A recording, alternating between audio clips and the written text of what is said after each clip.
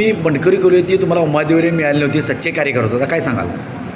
Bharatiya Janata party म्हणजे मी राहून 2019पासून मी या भारतीय जनता पार्टीचं काम केलं. त्यामुळे भारतीय जनता पार्टीचे जे विचार आहेत, आचार आहेत, ते मला पटलेले आहेत.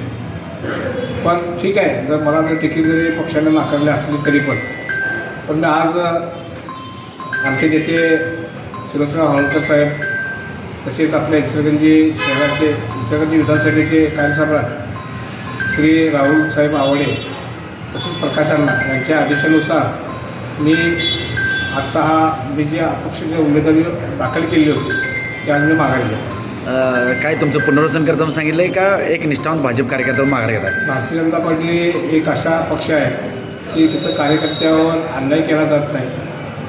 ठीक आहे, आज जरी समजा एखाद्या माझ्यावर अन्याय झाला असेल, पण भविष्यात पुनर्वसन होईल अशी मला खात्री वाटते की त्यांच्याकडून. म्हणून मी आज अपक्ष फॉर्म पाठिंबा घेतो. उद्यापासून तुमच्या भाजपचा प्रचार जरूर करणार.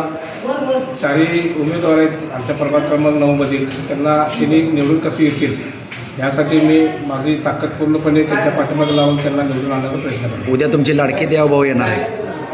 आम्ही लाडके देवाभावाचं स्वागत इचलकरंजी शहरामधून अत्यंत जोरात आणि अगदी चांगल्या पद्धतीनं त्यांचं स्वागत आपल्या इचलकरंजी शहरामध्ये करणार असे मी तुम्हाला वाटतं. तुमची कार्यकर्त्यांची समजूत कशी काढणार?